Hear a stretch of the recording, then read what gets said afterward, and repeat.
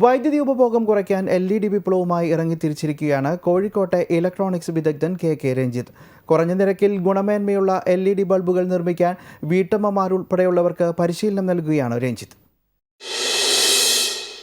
ഈ ഇടുങ്ങിയ മുറിയിൽ അത്ര വെളിച്ചം കണ്ടെന്നു വരില്ല.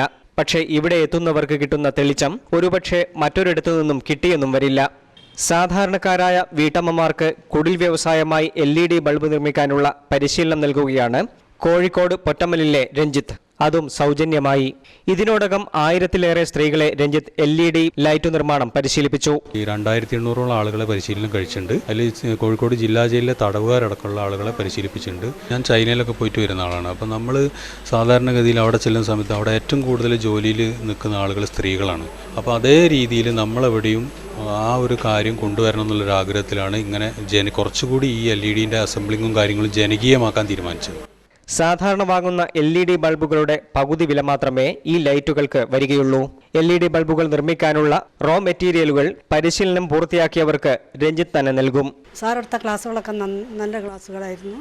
കൂടുതൽ പഠിക്കാൻ ആഗ്രഹമുണ്ട്. പിന്നെ എനിക്ക് മാവൂരോട് ഒരു ഷോപ്പുണ്ട്. അവിടെ ചെറിയ തോതിൽ ഉണ്ടാക്കി വിൽക്കണം എന്നുള്ള ആഗ്രഹമുണ്ട്.